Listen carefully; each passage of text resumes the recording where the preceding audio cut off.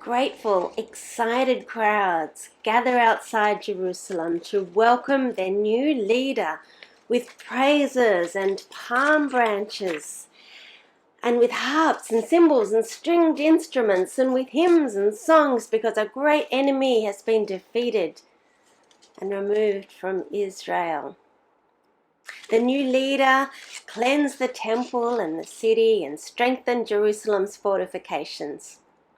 He then placed his sons in positions of authority so that they would be ready to reign, and begin a dynasty that would last 100 years. The year was 142 BC, and the leader was Simon Maccabeus. You can read about him in the book of 1 Maccabees. You see, as people waved palm branches to welcome Jesus into Jerusalem, their behaviour was not entirely unprecedented. None of the people around Jesus would remember Simon, of course, more than 100 years ago, 200. But they would have heard the stories. And they might have been in processions that welcomed other would-be messiahs. Other processions in which all the hopes and longings of a downtrodden people found expression in palm branches and songs. Simon Maccabeus had won a significant amount of independence for the Jewish people from the Seleucid Empire after the time of Alexander, when Alexander the Great had swept through and imposed Greek culture and religion on pretty much the entire world that they knew about. Simon was from a priestly family that had risen up and said no, and had organized and campaigned and formed an army. They had retaken Jerusalem and rededicated the temple to Yahweh.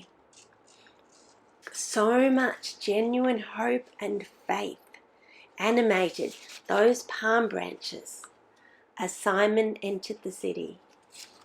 Hope is a powerful thing. After Simon's death, his son, John, had himself declared king and high priest.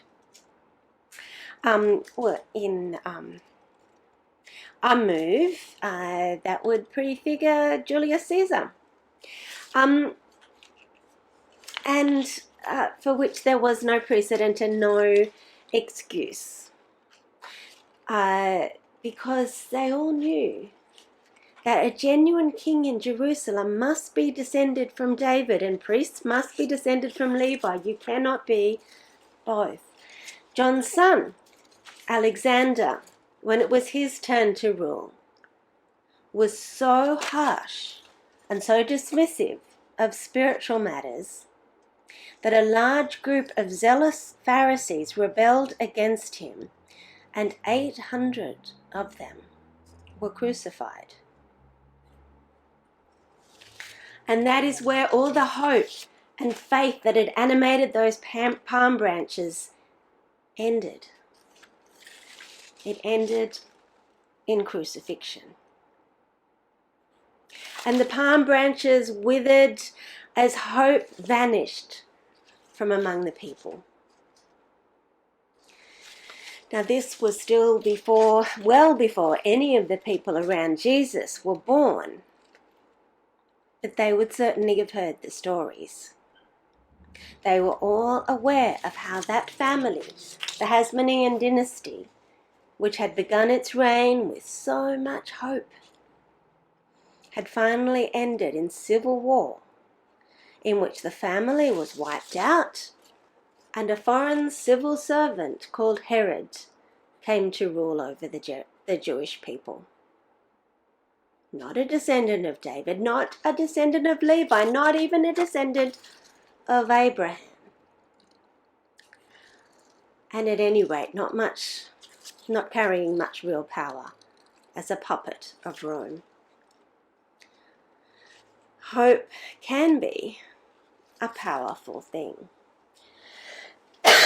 When leaders manipulate the hopes of desperate people, the consequences can be devastating. Last week, Reverend Pam spoke about the damage done by the Cultural Revolution and Chairman Mao in China. And she reminded us of what can happen when people close their eyes and go along with whatever they are told and whatever everyone else is doing. Now, if you weren't at church last Sunday, I encourage you to find that sermon on our website. The thing is, people in China had been deeply traumatized during World War II and were desperate for a better life, and so were ready to follow a leader who gave them a reason to hope. And Mao knew exactly how to manipulate the hopes of his people. Hope is a powerful thing. And so these images of abuse of power in the abuse of hope in the service of power are in our minds as we remember and as we see Jesus entering Jerusalem surrounded by crowds, waving palm branches, calling out, "Hosanna to the Son of David." Now you can understand why that is why they cried out. That's what they cried out. Their current royal dynasty had no connection to David's line, and the previous dynasty, the Hasmoneans, were not descended from David either. But Jesus, he was from the right family. Maybe this time the hopes of desperate people would be fulfilled. Maybe this time all the hope and faith invested in those palm branches would lead to salvation, not devastation. Well, we know what happened next. We know that by the end of the week, the cries of Hosanna would be silenced, and another word would be shouted through the streets: crucify. And so we often focus on the fickleness of that crowd. But this morning, let's focus instead on the person the crowd was focusing on. A great leader enters a city to the acclaim of people who want to make him king. They are laying all of their hopes at his feet, along with their coats and the palm branches. And hope is a powerful thing. What is he going to do with all that hope? Will he do what so many others have done before him and since? Will he manipulate that hope to serve his own agenda? An agenda that would start well, as it always usually does, but that becomes twisted over time, because power twists the hearts of anyone who wields it. Will he walk that too well-trodden path, revolutionary to saviour, to dictator, to executioner? We know the answer. Instead of galvanizing and manipulating their hope to gain power, to raise himself above them, he empties himself of power, lowers himself way down below them, and takes on himself the crucifixion that is the end point of all manipulation of hope and power. Notice, though, that he didn't dismiss their hope. He didn't push it away. He didn't deny it. He encouraged it. He, after all, staged this whole triumphant entry in order to give them an opportunity to express their hope, reminding them, as they stood in the same place as those crowds a couple of centuries earlier, welcoming Simon into Jerusalem, but also reminding them of the words of the prophet Zechariah, your king is coming to you. Your king is coming, humble and riding on a donkey. Hope is powerful, and Jesus encouraged them to place their hopes in him as they invested those palm branches with hope and faith. And he accepted their hope. And instead of manipulating it, he planted it in the deep ground at the base of the cross, knowing that on Sunday he would return their hope to them, full grown and flowering with the fruit of eternal life. And here we are, in a country and world that carries so much anxiety and trauma. We hear the people around us crying out for a strong leader to come and fix everything. And we know where that cry has led time and again in the past.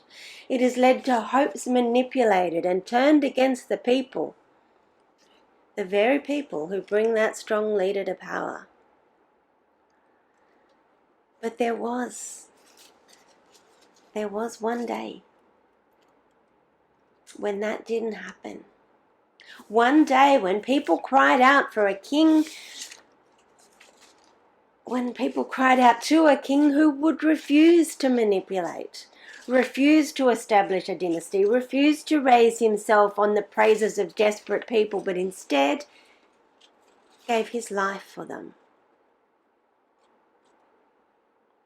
There is one strong leader in whom it is completely safe to place our hope.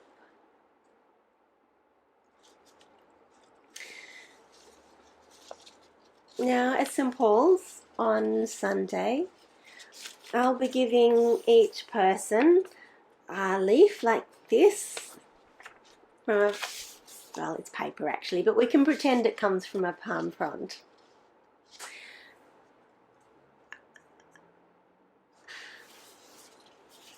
So if you're watching this at home, I'll encourage you to just find something around your house that you can use to represent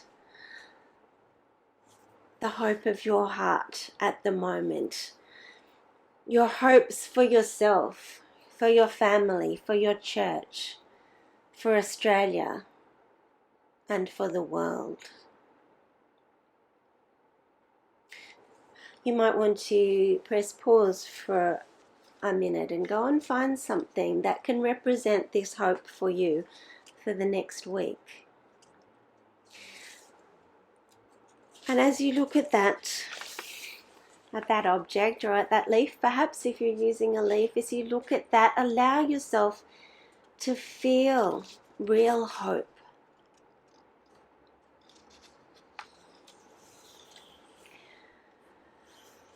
And then find a place to put that where you'll see it regularly over the next week leading up to Easter, to remind you of the hopes that we are placing in Jesus, knowing that the path he is walking on will lead through the cross, but through the cross it will lead to the resurrection. Let me pray as you do that. Lord Jesus, like the crowd that welcomed you into Jerusalem with cries of Hosanna, from hearts that knew hardship and disappointment but refused to give up hope. With those who gave their hope to you that day, we give you our hope, acknowledging all the trauma and disappointment that tempts us to keep our hope hidden and safe. We give it to you, knowing that your hands are the only hands safe enough to hold it all of our hope, because those hands carry the scars of nails and radiate with resurrection light. Amen.